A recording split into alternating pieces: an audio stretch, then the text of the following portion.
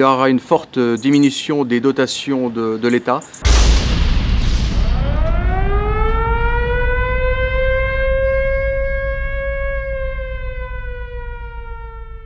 Un besoin de transparence et de clarté. Nous allons voir comment l'argent rentre et ensuite nous verrons comment l'argent est dépensé. Nous pourrons donc déduire l'argent qui reste.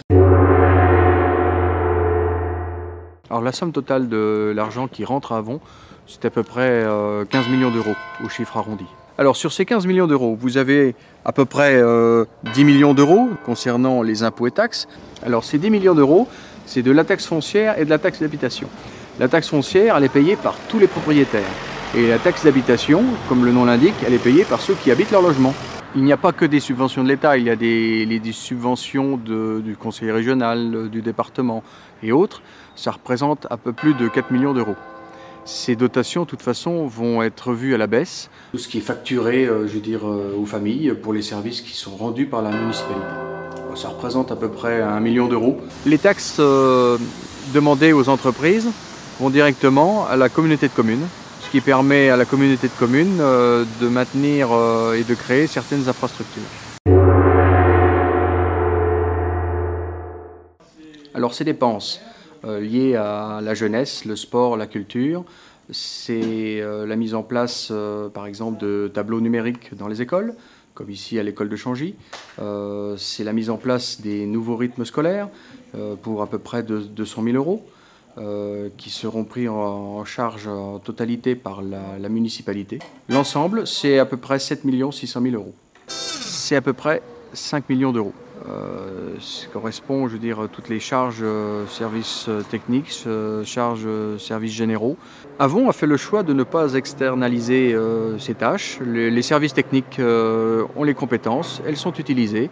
Cela coûterait certainement beaucoup plus cher si les entreprises privées effectuaient ces différents travaux. Dans les dépenses, nous avons la sécurité. Pour Avon, c'est 335 000 euros.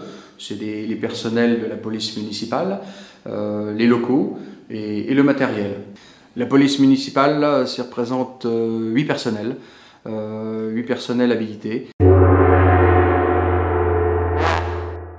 La politique d'investissement de la ville d'Avon, elle est avant tout maîtrisée, mais elle doit du coup être ciblée vers des priorités d'intérêt général et de retour immédiat pour la vie quotidienne des Avonnais. Alors un des grands projets, c'est une cantine pour les terrasses. Nous allons refaire entre autres la rue Bernard Palissy et la rue Antoine Clérici. Bon, il faut que de toute façon toutes les personnes à mobilité réduite qui circulent en fauteuil, ou éventuellement toutes les mamans avec des poussettes puissent circuler tranquillement. La réglementation du stationnement va évoluer sur Avon. Nous devons avoir une politique plus juste afin de réguler au mieux le stationnement et de façon à ce que les Avonnais en profitent pleinement. On va donc faire en sorte d'avoir un nouveau local à vocation sociale et solidaire. Pour nous, il est important de mettre en place une nouvelle structure pour accueillir les gens en difficulté, que ce soit pour les Restos du Cœur ou alors d'autres associations solidaires. Il faut que ces gens soient accueillis dans de bonnes conditions. La base nautique, c'est un projet qui sera financé par la communauté de communes. La ZAC de la Gare, c'est un grand projet. C'est un projet qui se fait dans la concertation. Un projet structurant pour la ville d'Avon. C'est quelque chose que les gens attendent depuis longtemps et ça sera fait dans ce mandat.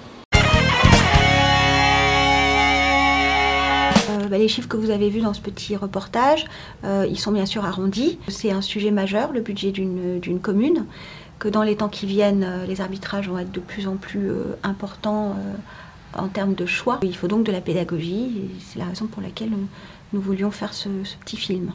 Les conditions dans lesquelles nous allons être dans les années qui viennent seront difficiles. J'espère que nous pourrons maintenir ce cap.